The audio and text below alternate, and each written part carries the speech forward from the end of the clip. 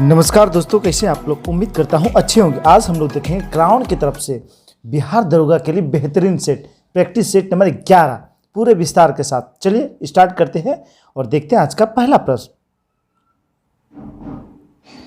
प्रश्न है, बोध गया में महाबोधि मंदिर बनाया गया है जहां क्या हुआ था, गौतम बुद्ध को ज्ञान की प्राप्ति हुआ था। आंसर हो जाएगा ऑप्शन नंबर बी। हम लोग जानते हैं गौतम बुद्ध 29 वर्ष की आयु में गृह त्याग किए थे। 6 वर्ष की तपस्या के बाद 35 वर्ष की आयु में उन्हें बोध गया में पीपल वृक्ष के नीचे निरंजना नदी के तट पर ज्ञान की प्राप्ति हुई थी। चलिए अगला प्रश्न देखते हैं। प्रश्न है, 16 महाजनपदों के युग में से मथुरा इनमें से किसकी राजधानी थी। तो मथुरा जो है यह सूरसेन की राजधानी थी। आंसर हो जाएगा ऑप्शन नंबर डी, सूरसेना लिखा हुआ है, इसे सूरसेन कर लीजिएगा। वही बात करें, काशी का राजधानी वाराणसी, कौशल का श्रावस्ती, अंग का चंपा, वज्जी का वैशाली, मल का कुशीनीरा, चेदी का शक्तिमती, वत्स का कौशाम्बी, कुरु का इंद्रप्रस्थ, पंचाल का ही छत्र और मत्स्य का विराटनगर और अस्मक का पोटल या पोटनी था। चलिए अगला प्रश्न देखते हैं।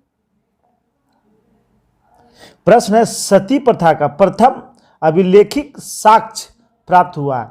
तो सती प्रथा का प्रथम साक्ष्य किस अभिलेख से प्राप्त हुआ है। तो ये प्राप्त हुआ है एरन अभिलेख से। आंसर हो जाएगा ऑप्शन नंबर ए। किससे प्राप्त हुआ, एरन अभिलेख का संबंध भानुगुप्त से था। किससे था, भानुगुप्त से था। चलिए देखते हैं अगला प्रश्न है, राजपूताना के निम्न राज्यों में से किस एक ने अकबर की संप्रभुता स्वयं स्वीकार नहीं की थी। तो कौन से राजपूत ने अकबर की स्वाधीनता को स्वीकारा नहीं था। तो वह थे कौन, मेवाड़ के राजपूत। आंसर हो जाएगा ऑप्शन नंबर बी। मेवाड़ राज्य ने अकबर की संप्रभुता स्वयं स्वीकार नहीं की थी। अकबर ने 1567 ईस्वी में चित्तौड़ के सिसोदिया वंशीय शासक महाराजा उदय सिंह के विरुद्ध अभियान किया था। उनके पुत्र महाराणा प्रताप ने लंबे समय तक मुगलों के विरुद्ध युद्ध लड़ा, वस्तुतः गुरिल्ला युद्ध लड़ा। गुरिल्ला युद्ध का जनक माना जाता है महाराणा प्रताप को। राणा अमर सिंह ने 1615 ईस्वी में मुगलों से संधि की थी। अमर सिंह जो महाराणा प्रताप के पुत्र थे, मेवाड़ के 13वें शासक थे। चलिए अगला प्रश्न देखते हैं। प्रश्न है, मुगल शासक में तांबे का सिक्का कहलाता था। तो मुगल शासन काल में तांबे का सिक्का दाम के नाम से जाना जाता था। आंसर हो जाएगा ऑप्शन नंबर बी। और सोना तथा चांदी के सिक्के मुगल काल में ढाले जाते थे। मुगलों ने क्षेत्रीय मुद्राओं के प्रचलन की अनुमति नहीं दी थी। इस काल में छोटे लेन देन में प्रयुक्त सिक्के तांबे के होते थे जो दाम कहलाते थे। चलिए अगला प्रश्न देखते हैं। प्रश्न है, किसके शासन में हिजड़ों तथा महिलाओं के एक वर्ग का प्रभुत्व था। तो किसके शासन काल में, तो मोहम्मद शाह रंगीला के शासन काल में। आंसर हो जाएगा option number A. Mohammad Shah Rangila Sayyid बंधु की सहायता से गद्दी पर बैठा था। बाद में यह तुरानी पार्टी के नेता निजामुल मुल्क के साथ सैयद बंधु के विरुद्ध षड्यंत्र किया। उनकी प्रशासन के प्रश्न है, वंदे मातरम गीत किसने लिखा। तो ये लिखा है बंकिम चंद्र चटर्जी ने। किसने लिखा, बंकिम चंद्र चटर्जी ने लिखा। आंसर हो जाएगा option number D, Vande Mataram. इसे कब स्वीकारा गया था। तो इसे स्वीकारा गया था 24 जनवरी 1950 ईस्वी को। इसे गाने का समय है 65 सेकेंड। कितना, 65 सेकेंड। सबसे पहले यह गाया गया था कलकत्ता अधिवेशन जो हुआ था 1896 के कलकत्ता अधिवेशन में इसे गाया गया था। चलिए देखते हैं अगला प्रश्न है, बंगाल विभाजन जो हुआ था 1905 में, जिसके विरोध के फलस्वरूप यह दोबारा विभाजित हुआ था। कब, तो यह दोबारा विभाजित हुआ था 1911 में। कब, 1911 में। आंसर हो जाएगा। प्रश्न है, बंगाल 1905 में विभाजित हुआ था, जिसके विरोध के फलस्वरूप यह दोबारा विभाजित हुआ। कब हुआ, तो 1911 में। 1905 में बंगाल विभाजन हुआ, बहुत विरोध हुआ। उसके बाद 1911 में जॉर्ज पंचम का आगमन के उपलक्ष्य में दिल्ली दरबार का आयोजन किया गया, जहां बंगाल विभाजन को तो रद्द कर दिया गया, दिल्ली को राजधानी बनाने की घोषणा की गई और बंगाल से एक नए प्रांत का गठन हुआ। बंगाल से एक नए प्रांत का गठन करते हुए उड़ीसा तथा बिहार को अलग कर दिया गया। चलिए अगला प्रश्न है, दांडी यात्रा के साथ निम्नलिखित में से क्या प्रारंभ हुआ था। तो दांडी यात्रा के साथ प्रारंभ हुआ था सविनय अवज्ञा आंदोलन। आंसर हो जाएगा ऑप्शन नंबर सी। दांडी यात्रा हम लोग जानते हैं ये प्रारंभ हुआ था 12 मार्च 1930 ईस्वी को।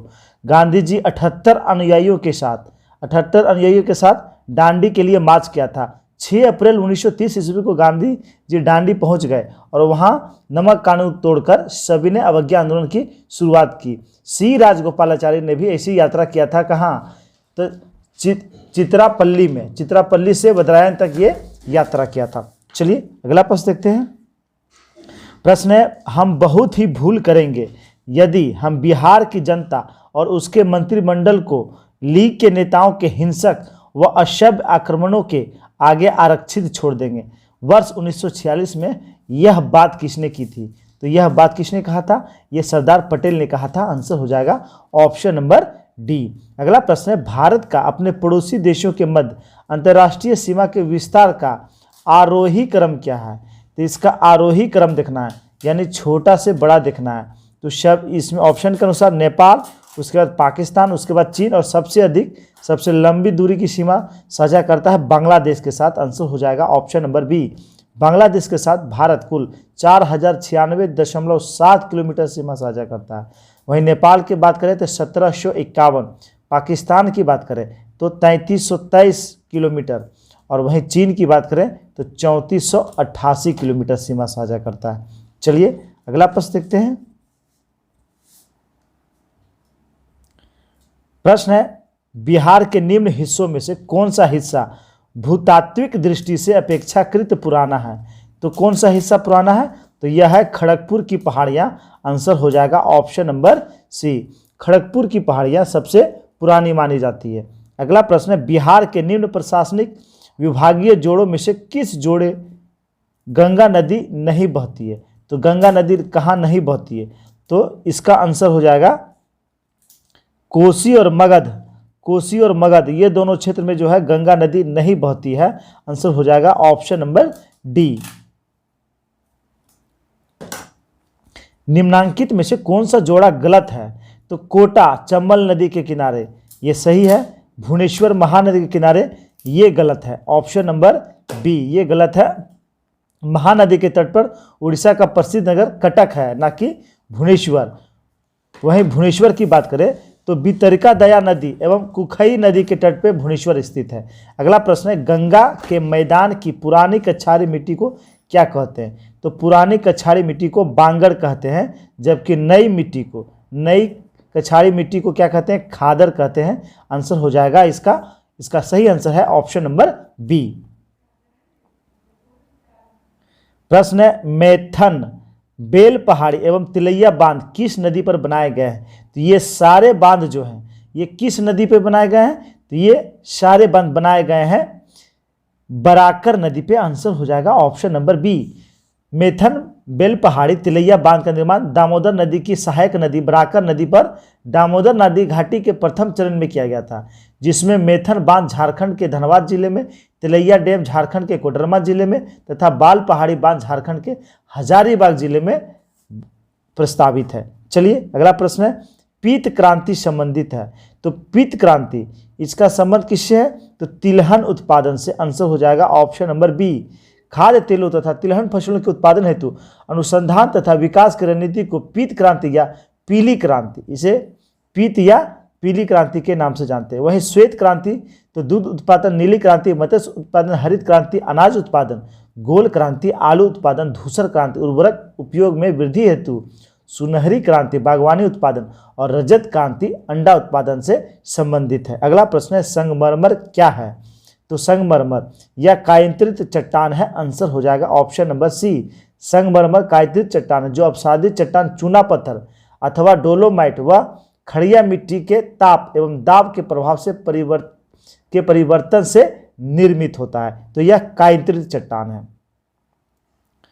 प्रश्न है, निम्नलिखित में से कौन सा सही सुलेमित नहीं है? देख लेते हैं।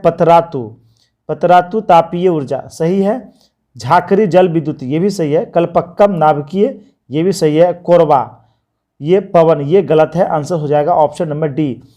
आंसर हो जाएगा ऑप्शन नंबर डी। वहीं कोरबा की बात करें तो यह कोयला आधारित तापीय विद्युत संयंत्र यहाँ अवस्थित है, कोयला आधारित न कि पवन आधारित।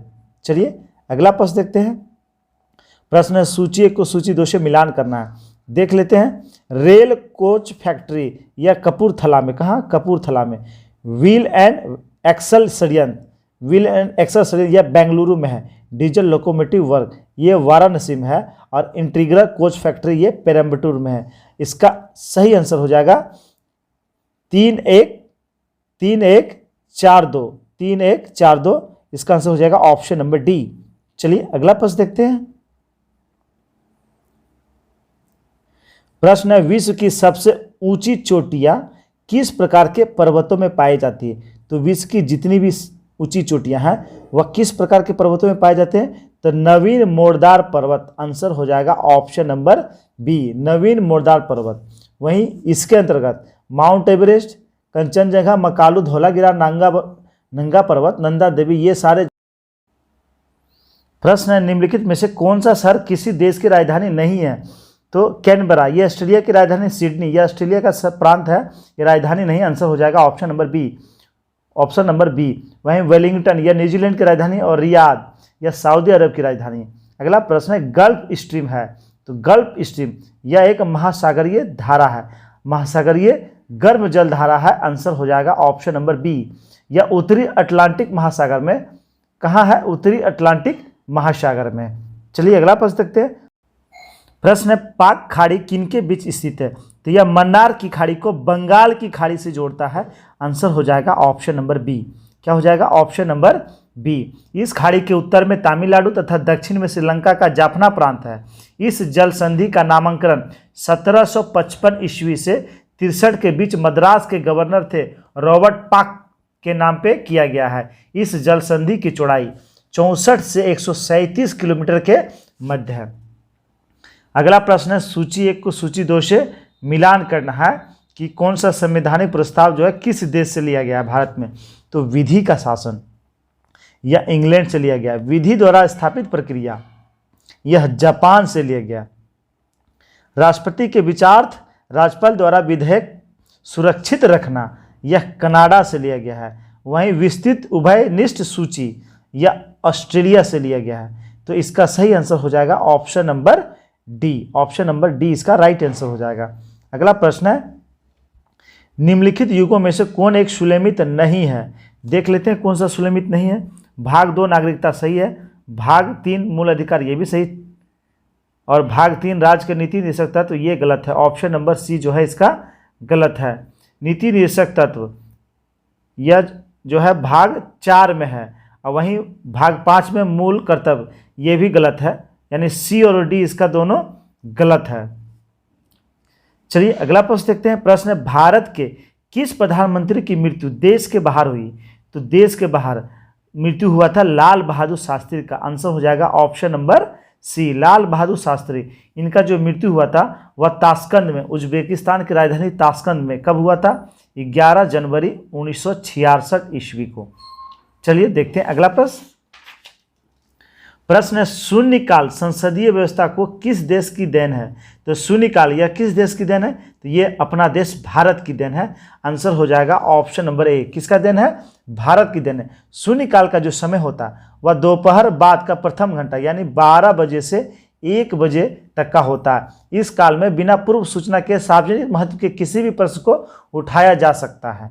इस काल को शून्यकाल या का नाम जो है मीडिया के द्वारा दिया गया। शून्यकाल यह भारत की देन है। अगला प्रश्न है, उच्चतम न्यायालय के कानूनी मामलों पर किसको परामर्श लेने का अधिकार है? तो उच्चतम न्यायालय से कानूनी मामलों में परामर्श लेने का अधिकार प्राप्त है किसे? राष्ट्रपति को। आंसर हो जाएगा ऑप्शन नंबर बी। यह अनुच्छेद कितना में वर्णित है? 143। 143 कहता है कि राष्ट्रपति कानूनी सलाह जो है वह सुप्रीम कोर्ट से ले सकता है और वह उसे मानने के लिए बाध्य नहीं होगा। अगला प्रश्न है,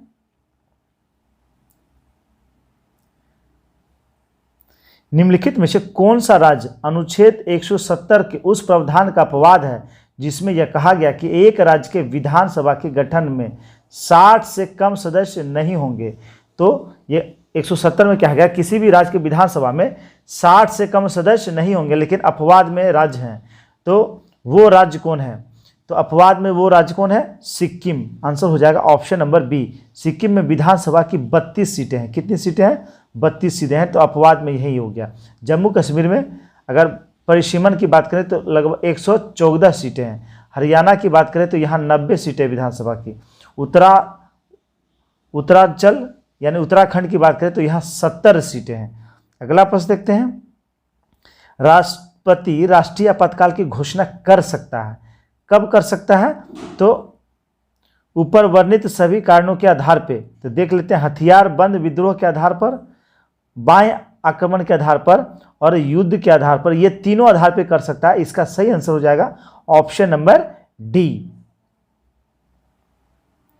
प्रश्न, निम्न में से किसका संबंध चुनाव आयोग से नहीं है? तो चुनाव आयोग से किसका संबंध नहीं है? तो ये चुनाव की अधिसूचना जारी करना, ये चुनाव आयोग से संबंधित नहीं है। आंसर हो जाएगा ऑप्शन नंबर ए। संसद या संसद के संदर्भ में राष्ट्रपति तथा राज्य विधानमंडल के संबंध में राज्यपाल के द्वारा जारी किया जाता है। प्रश्न है, सिक्किम एक नया राज्य बना, तो सिक्किम एक नया राज्य कब बना था?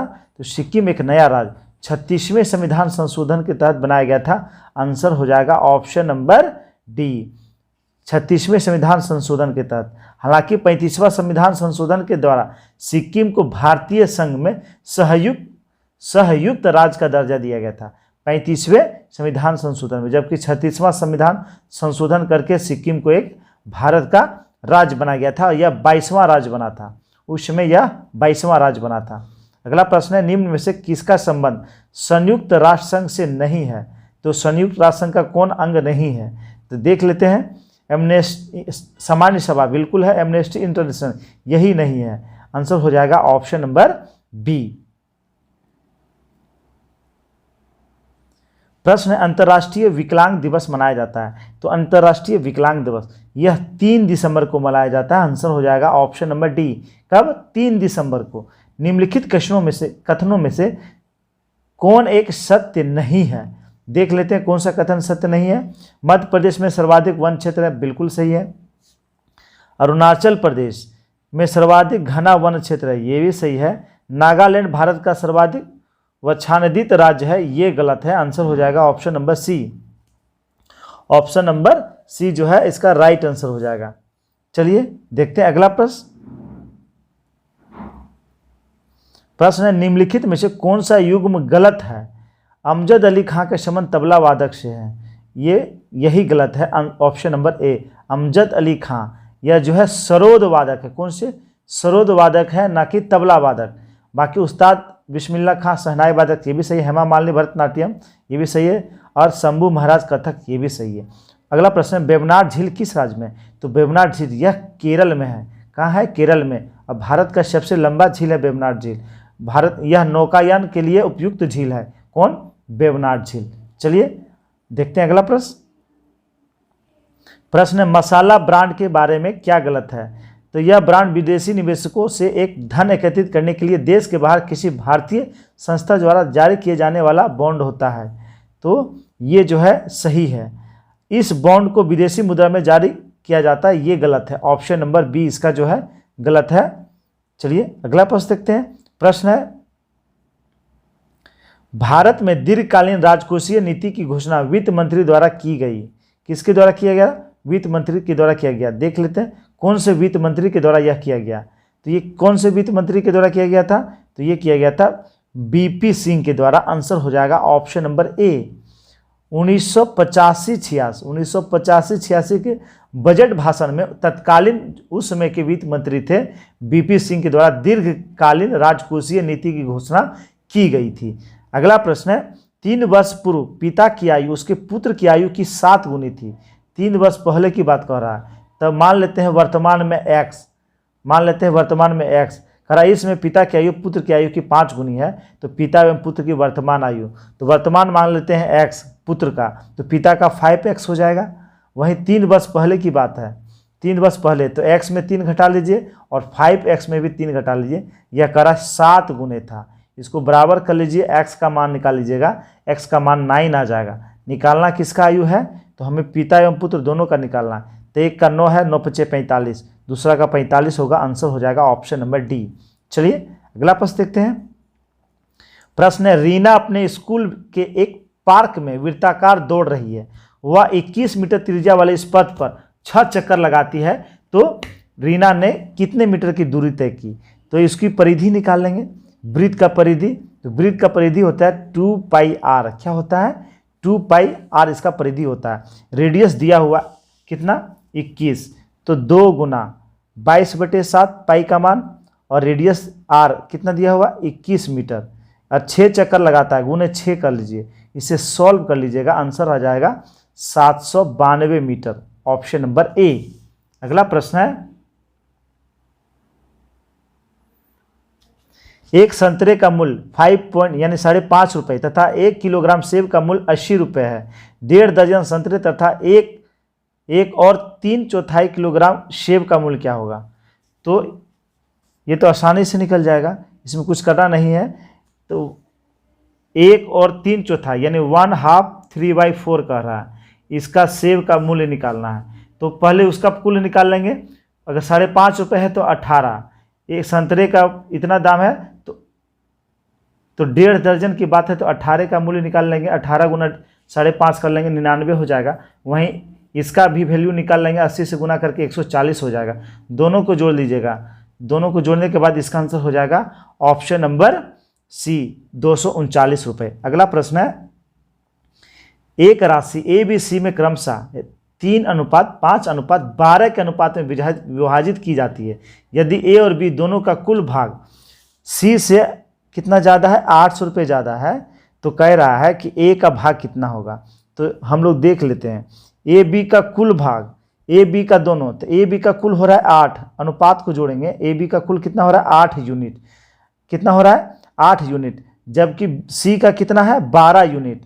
कह रहा है कि सी से 800 रुपये ज़्यादा है, जबकि देख रहे हैं ये सी से 4 ज़्यादा है, कितना अनुपात में 4 ज़्यादा है, कितना 800 के बराबर, यानी 4 का वैल्यू 800 है। निकालना है 3 यूनिट, किसका निकालना है, ए का हिस्सा, तो 3 यूनिट का निकालना है, तो 800/4 गुना 3 कर लीजिएगा, इसे कट कर लीजिएगा, आंसर आ जाएगा 600। कितना आ जाएगा 600, ऑप्शन नंबर सी। प्रश्न एक परीक्षा में 6 विषयों में प्राप्त कुल अंक 300 है, यानी 6 विषय में उन्होंने कितने अंक प्राप्त किए 300। यदि 5 विषयों में प्राप्त कुल अंकों का औसत 54 है, तो 6वें विषय में कितना होगा।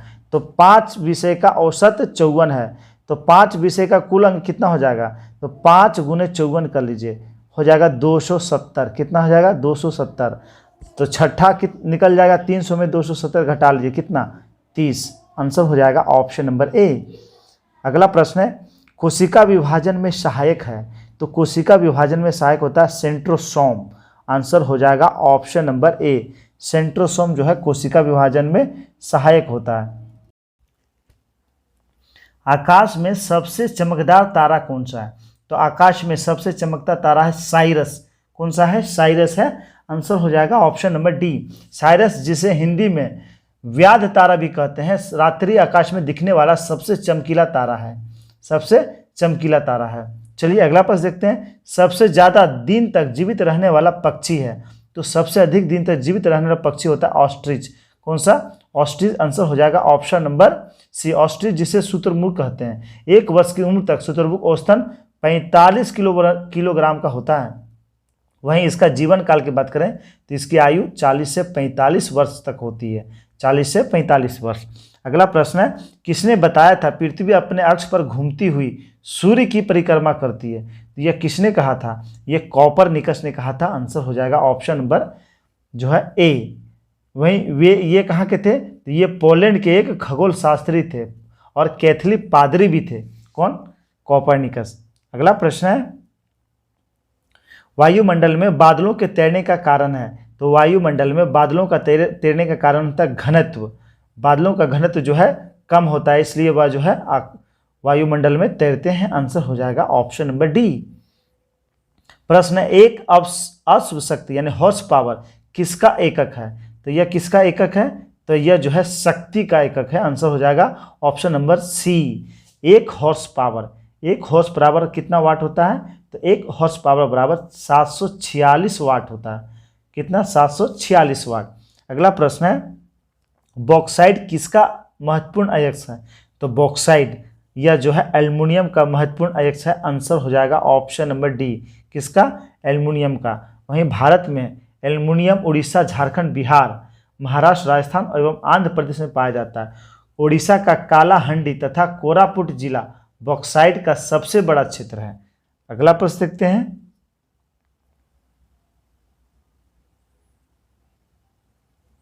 प्रश्न है मलेरिया रिसर्च सेंटर कहाँ है? तो मलेरिया रिसर्च सेंटर यह कहाँ है? तो यह दिल्ली में है। आंसर हो जाएगा ऑप्शन नंबर बी, नई दिल्ली में मलेरिया रिसर्च सेंटर है। मलेरिया रोग में शरीर का प्रभावित होने वाला अंग कौन सा है? यानी मलेरिया से कौन सा अंग प्रभावित होता है? तो यह प्लीहा प्रभावित होता है। आंसर हो जाएगा ऑप्शन नंबर ए, मलेरिया रोग से प्लीहा प्रभावित है। मलेरिया रोग प्लाज्मोडियम नामक परजीवी प्रोटोजोआ की जातियों से होता है। इसका वाहक जो होता है मादा एनोफिलीज मच्छर होता है।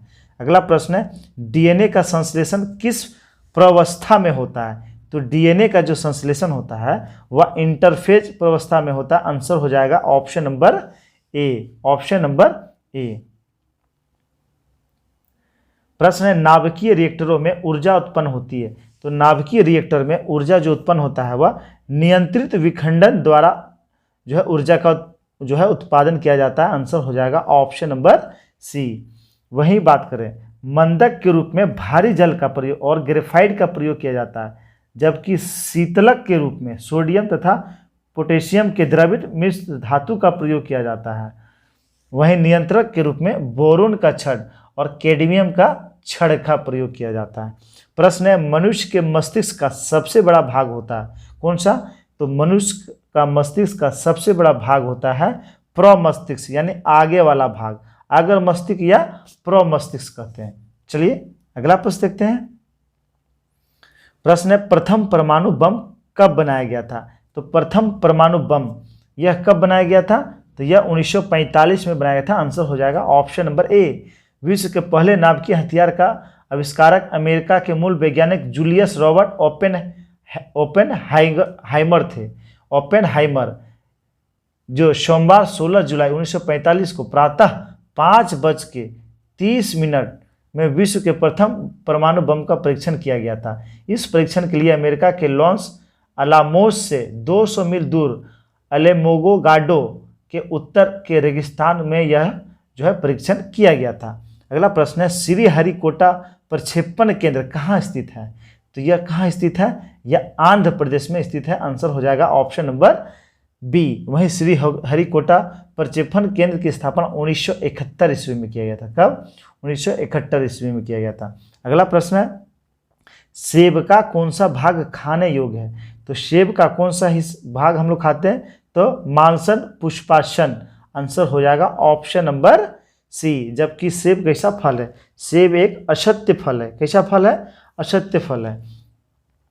अगला प्रश्न है सुलेमित करना है, देख लेते हैं। रेडियम, तो रेडियम की खोज किया था मैडम क्यूरी ने। पेंसिलिन की खोज किया था अलेक्जेंडर फैमलिंग ने। एक्सरे का खोज किया था रोंटजन ने। और चेचक के टीके का खोज किया था एडवर्ड जेनर ने। किसने किया था? एडवर्ड जेनर ने। आंसर हो जाएगा ऑप्शन नंबर सी। इसका जो है सी नहीं, इसका आंसर हो जाएगा ऑप्शन नंबर ए। इसका आंसर हो जाएगा ऑप्शन नंबर ए। चलिए अगला प्रश्न देखते हैं। यह भी है सूची 1 को सूची 2 से मिलान करना है, देख लेते हैं। प्रश्न 62 नंबर प्रश्न है सूची 1 को सूची 2 से मिलान करना है। विशिष्टता और कण, तो शून्य द्रव्यमान ये न्यूट्रॉनो, वहीं आंशिक आवेश ये क्वार्क, आंशिक प्रचक्रण ये हो जाएगा पॉजिट्रॉन, और पूर्णांक चक्रण यह हो जाएगा फोनॉन। इसका सही आंसर हो जाएगा ऑप्शन नंबर ए। ऑप्शन नंबर ए इसका राइट आंसर हो जाएगा। चलिए अगला प्रश्न देखते हैं। प्रश्न है ऑक्सीजन के बाद सबसे अधिक उपलब्ध कौन सा मूल तत्व है? तो ऑक्सीजन के बाद सबसे अधिक पाया जाता है सिलिकॉन। आंसर हो जाएगा ऑप्शन नंबर ए। क्या पाया जाता है? सिलिकॉन पाया जाता है। वहीं बात करें यह प्रकृति में सिलिका तथा सिलिकेट के रूप में पाया जाता है। इसकी खोज जे बर्लेसियस द्वारा की गई थी। यह आवर्त सारणी के वर्ग 14 का सदस्य, किसका? 14 का सदस्य, जिसकी परमाणु संख्या 14 और परमाणु भार 28.1 होता है। यही बात करें सिलिकॉन, तो यह एक क्या है? अधातु है। यह एक अधातु है। चलिए अगला प्रश्न देखते हैं। प्रश्न है फूलों के अध्ययन को क्या कहते हैं? तो फूलों के अध्ययन को हम लोग कहते हैं एंथोलॉजी। क्या कहते हैं? एंथोलॉजी। आंसर हो जाएगा ऑप्शन नंबर बी, एंथोलॉजी कहते हैं। अगला प्रश्न है, निम्नलिखित में से कौन सा एक कवकों तथा उच्चतर पादपों की जड़ों के बीच उपयोगी प्रकार्यक सहचर्य है? तो कौन सा है? तो यह है कवक मूल। आंसर हो जाएगा ऑप्शन नंबर डी। एक कवक और उभय उच्चतर पादपों की जड़ों के बीच उपयोगी प्रकार्य सहचर के रूप में कवक मूल होते हैं, जिसमें दोनों एक दूसरे से लाभान्वित होते हैं। इसमें कवक मिट्टी से जल, खनिज, लवण आदि प्राप्त करते हैं तथा उच्च स्तरीय पादपों को पहुंचाते हैं। बदले में उच्च स्तरीय पादप से कवक को भोज्य पदार्थ प्राप्त होता है। चलिए अगला प्रश्न देखते हैं। प्रश्न है, हाल ही में किस राज्य सरकार ने राज्य की महिलाओं के लिए नारी को नमन योजना शुरू किया है? तो नारी को नमन योजना यह हिमाचल प्रदेश के द्वारा शुरू किया गया। आंसर हो जाएगा ऑप्शन नंबर ए।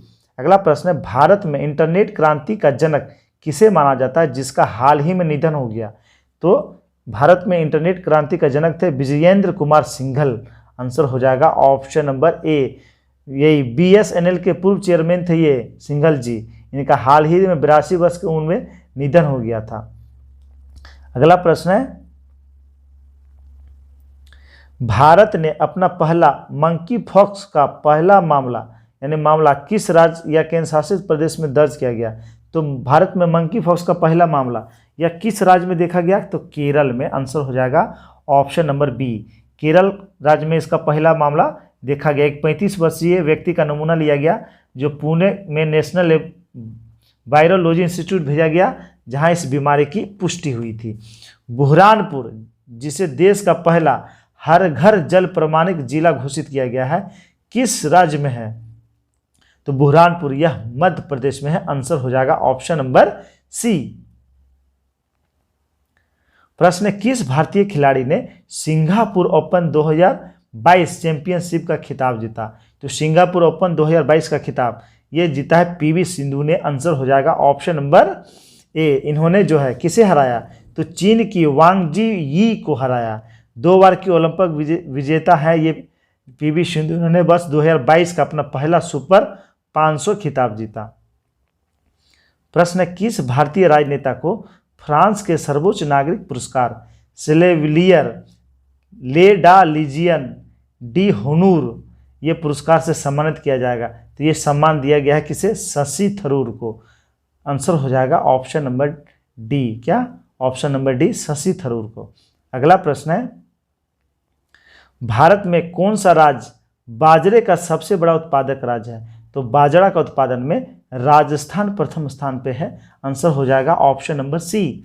राजस्थान में बाजरे की खेती के तहत उच्चतम क्षेत्र लगभग 29.05% है। वहीं महाराष्ट्र में 20.67%, कर्नाटक में 13.46% है।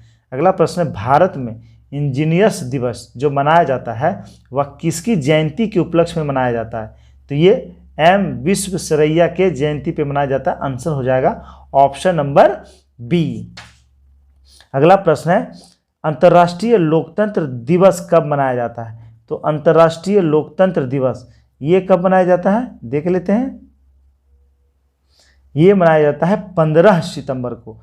अंतर्राष्ट्रीय लोकतंत्र दिवस यह 15 सितंबर को मनाया जाता है। इस दिवस का उद्देश्य समाज को सामूहिक रूप से उनके लोकतांत्रिक अधिकारों और उनकी रक्षा के लिए सरकार द्वारा किए गए उपायों के बारे में जागरूक करना है। अगला प्रश्न है, भारत में कौन सा अंतर्राष्ट्रीय हवाई अड्डा 18 अगस्त 2022 से डीजी यात्रा कार्यक्रम शुरू करने किया है? तो यह किसने शुरू किया है? तो यह कौन सा हवाई अड्डा है? तो यह है हैदराबाद अंतर्राष्ट्रीय हवाई अड्डा। आंसर हो जाएगा ऑप्शन नंबर बी।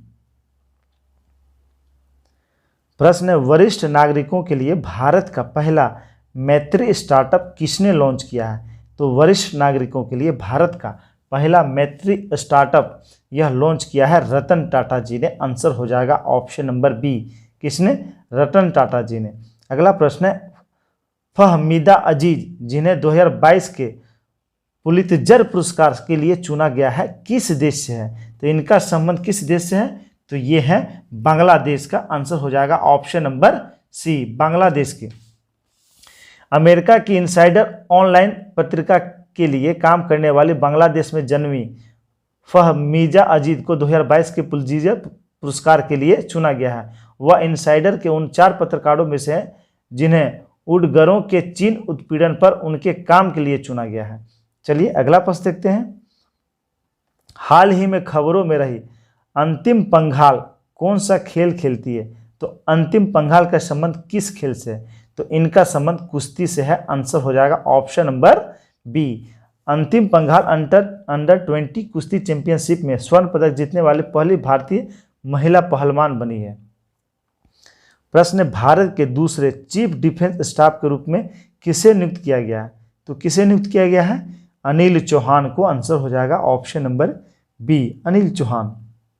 जबकि हम लोग जानते हैं भारत के प्रथम चीफ डिफेंस स्टाफ थे जनरल विपिन रावत, जिनका हेलीकॉप्टर दुर्घटना में इनकी मृत्यु हो गई थी। अगला प्रश्न है, विश्व हृदय दिवस कब मनाया जाता है? तो विश्व हृदय दिवस 29 सितंबर को मनाया जाता है। यह दिवस विश्व स्तर पर लोगों को आहार योजना का पालन करने के लिए प्रोत्साहित करना तथा उनके हृदय को स्वस्थ रखने में मदद करने के लिए मनाया जाता है। 2022 का थीम था use heart for every heart. चलिए अगला प्रश्न देखते हैं। प्रधानमंत्री मोदी ने प्रोजेक्ट चीता के तहत किस राष्ट्रीय उद्यान में चीतों को लाया गया है? तो यह चीतों लाया गया है मध्य प्रदेश का कूनो राष्ट्रीय उद्यान। आंसर हो जाएगा option number B, Madhya Pradesh के कूनो राष्ट्रीय उद्यान में नामीबिया से चीते लाए गए हैं। अगला प्रश्न है, अस्थायी समुद्री पर्यटन के लिए एक वैश्विक digital platform green fins hub किस वैश्विक संस्थान से जुड़ा है? तो यह जुड़ा है UNEP से। आंसर हो जाएगा ऑप्शन नंबर सी। प्रश्न है, किस गांव को भारत का पहला 24x7 यानी 24 घंटा 7 दिन सौर ऊर्जा संचालित गांव घोषित किया गया? तो यह गुजरात का गांव है मोढेरा। आंसर हो जाएगा ऑप्शन नंबर ए, गुजरात का मोढेरा गांव। अगला प्रश्न है, यूनिसेफ की हालिया रिपोर्ट के अनुसार किस दक्षिण पूर्व एशियाई देश में 10 लाख से अधिक लोग विस्थापित हुए हैं? तो ये किस देश में विस्थापित हुए हैं? म्यांमार में विस्थापित हुए। आंसर हो जाएगा ऑप्शन नंबर डी। म्यांमार में सैन्यों के द्वारा सत्ता पलट के बाद म्यांमार में लगभग 10 लाख से अधिक लोग विस्थापित हुए हैं। चलिए अगला प्रश्न देखते हैं। BCCI के नए अध्यक्ष के रूप में किसे नियुक्त किया गया है? तो यह चुने गए हैं रोजर बिन्नी। कौन चुने गए हैं? रोजर बिन्नी। आंसर हो जाएगा ऑप्शन नंबर ए। इससे पहले सौरव गांगुली थे, उनके स्थान पे जो चयन हुआ है वह बिन्नी साहब का हुआ है। अगला प्रश्न है, प्रधानमंत्री नरेंद्र मोदी ने किस राज्य में ब्लड ड्रग पार्क की आधारशिला रखी है? तब ब्लड ड्रग पार्क, इसकी आधारशिला प्रधानमंत्री ने किस राज्य में रखा है? तो ये रखा गया है हिमाचल प्रदेश में। कहाँ? हिमाचल प्रदेश में। आंसर हो जाएगा option number C, option number C. चलिए अगला प्रश्न देखते हैं। प्रश्न है, कोलंबिया में आयोजित वेट लिफ्टिंग वर्ल्ड चैंपियनशिप 2022 में किसने सिल्वर मेडल जीता है? तो कोलंबिया में जो हुआ था वेट लिफ्टिंग वर्ल्ड चैंपियनशिप 2022 में, उसका सिल्वर मेडल किसने जीता है? तो ये जीता है मीराबाई चानू ने। आंसर हो जाएगा ऑप्शन नंबर डी। किसने जीता है? मीराबाई चानू ने। प्रश्न है, भारत में आर्म्ड फोर्स फ्लैग डे कब मनाया जाता है? तो ये कब मनाया जाता है? ये मनाया जाता है 7 दिसंबर को। आंसर हो जाएगा ऑप्शन नंबर डी। मातृभूमि की रक्षा करने वाले शहीदों और सशस्त्र बलों के सदस्यों को सम्मानित करने के लिए ये मनाया जाता है। अगला प्रश्न है, विश्व बैंक पर्यावरण प्रबंधन के लिए किस देश को 250 मिलियन अमेरिकी डॉलर की वित्तीय मदद दिया गया है? तो ये विश्व बैंक के द्वारा किसे दिया गया है? ये दिया गया है बांग्लादेश को। आंसर हो जाएगा ऑप्शन नंबर बी। अगला प्रश्न है, हॉलीवुड क्रिटिक्स एसोसिएशन में किस फिल्म ने स्पॉटलाइट अवार्ड जीता है?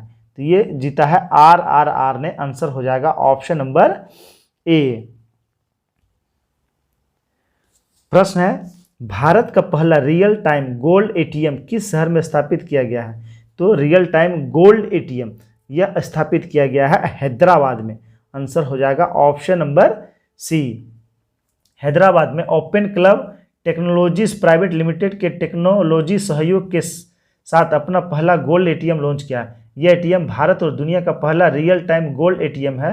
लोग अपना डेबिट या क्रेडिट कार्ड गोल्ड सिक्का में डाल सकते हैं और सोने के कॉइन खरीद सकते हैं। भारत में नौसेना दिवस कब मनाया जाता है? तो नौसेना दिवस ये 4 दिसंबर को मनाया जाता है। आंसर हो जाएगा ऑप्शन नंबर बी। ये जो है भारतीय नौसेना की भूमिका और उपलब्धियों को स्वीकार करने के लिए प्रतिवर्ष 4 दिसंबर को नौसेना दिवस मनाया जाता है। यह दिन 1971 ईस्वी में भारत पाक युद्ध के दौरान पाकिस्तान के खिलाफ ऑपरेशन ट्राइडेंट्स के लॉन्च की याद दिलाता है और भारतीय नौसेना के बारे में जनता को जागरूक पैदा करता है। अगला प्रश्न है, ऑपरेशन धनवंतरी बिहार में क्यों शुरू किया गया था? तो ऑपरेशन धनवंतरी यह बिहार में शुरू क्यों किया था? तो बाजार में अवैध और नकली दवाओं को रोकने के लिए। आंसर हो जाएगा ऑप्शन नंबर बी। क्या हो जाएगा? ऑप्शन नंबर बी इसका राइट आंसर हो जाएगा। प्रश्न है, खुदा बख्श लाइब्रेरी यह कहाँ स्थित है? तो यह पटना में स्थित है। कहाँ? पटना में स्थित है। आंसर हो जाएगा ऑप्शन नंबर ए। चलिए अगला प्रश्न देखते हैं, बिहार में प्रसिद्ध पत्थर की मस्जिद का निर्माण कहाँ हुआ है? तो बिहार में पत्थर का मस्जिद का निर्माण पटना में हुआ है। आंसर हो जाएगा ऑप्शन नंबर सी। कहाँ? पत्थर की मस्जिद पटना शहर में तख्त श्री हरमंदिर साहिब के पास गंगा नदी के तट पर स्थित है। जहांगीर के पुत्र परवेज मिर्जा ने 1621 ईस्वी में पत्थर की मस्जिद की स्थापना किया है, जिसकी रचना पत्थर से है, इसलिए इसे पत्थर का मस्जिद कहा जाता है। बाबू कुंवर सिंह का जन्म बिहार के किस जिले में हुआ था? तो कुंवर सिंह का जन्म जो है यह किस जिले में हुआ? तो भोजपुर जिला यानी आरा जिले में हुआ। आंसर हो जाएगा ऑप्शन नंबर ए। इनका जन्म हुआ था 13 नवंबर 1777 ईस्वी को। 1777 ईस्वी को। अगला प्रश्न है, शेर शाह सूरी के पिता हसन सूर का मकबरा बिहार में कहाँ स्थित है? तो हसन सूर का मकबरा यह रोहतासगढ़ में स्थित है। आंसर हो जाएगा ऑप्शन नंबर ए। जबकि शेर शाह सूरी का मकबरा सासाराम में स्थित है। प्रश्न है, हाल ही में टाइल्स के लिए भंडार मिलने को लेकर चर्चा में रहा पीरपैंती बिहार के किस जिले में स्थित है? तो टाइल्स मिले हैं अभी बिहार के पीरपैंती में। तो ये पीरपैंती किस जिला में है? तो यह भागलपुर जिला में है। आंसर हो जाएगा ऑप्शन नंबर सी। बिहार की भागलपुर में पीरपैंती कोयला खदान के ऊपर की मिट्टी भी सोना है। यहाँ उच्च कोटि का वर्ल्ड क्लास टाइल्स क्ले मिला है, जिससे उच्च गुणवत्ता का टाइल्स बनेगा। इसके लिए खान एवं भूतत्व विभाग व्यापक कार्य योजना बना रहा है। वहाँ टाइल्स इंडस्ट्री लगाने की योजना भी है। कौन सा राज्य अपने स्कूलों के लिए बहुभाषीय शब्दकोश शुरू कर रहा है? तो यह कौन सा राज्य कर रहा है? देख लेते हैं। यह शुरू कर रहा है अपना राज्य बिहार। आंसर हो जाएगा ऑप्शन नंबर डी। बिहार राज्य शिक्षा विभाग जनजातीय भाषाओं को सहेजने के लिए एक रोडमैप बनाने के साथ ही नई शिक्षा नीति के तहत क्षेत्रीय भाषाओं में पढ़ाने हेतु बिहार में क्षेत्रीय भाषाएं बोलियों में कक्षा 1 से +2 तक की पढ़ाई के लिए बहुभाषीय शब्दकोश तैयार कर रहा है। चलिए देखते हैं आज का अंतिम प्रश्न। प्रश्न है, हाल ही में बिहार के पटना जिले की कृति राज सिंह ने न्यूजीलैंड में संपन्न किस सब जूनियर कॉमनवेल्थ प्रतियोगिता में 6 स्वर्ण पदक जीतकर बिहार व देश का नाम रोशन किया है? तो यह किस में? तो यह पावर लिफ्टिंग में। आंसर हो जाएगा ऑप्शन नंबर ए।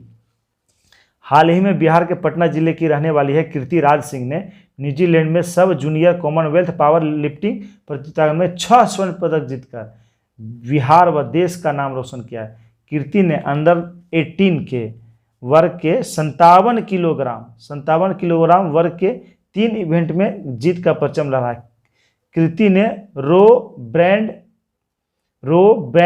प्रेस और एक्यूट बेंच फ्रेंच में 1-1 स्वर्ण और होल्ड पावर लिफ्टिंग में 95 किलो भार उठाकर 4 पदकों के साथ इस पर कब्जा किया है। तो इसका सही आंसर हो जाएगा पावर लिफ्टिंग। दोस्तों ये था क्राउन की तरफ से बेहतरीन सेट। इस सेट में थोड़ी टाइपिंग मिस्टेक है तो उसे हमने सुधारने का पूरा कोशिश किया है। तो पूरा वीडियो आप लोग देखिएगा। वीडियो अगर अच्छा लगा हो तो लाइक कर देंगे और अपने अपने ग्रुप में शेयर कर देंगे। धन्यवाद।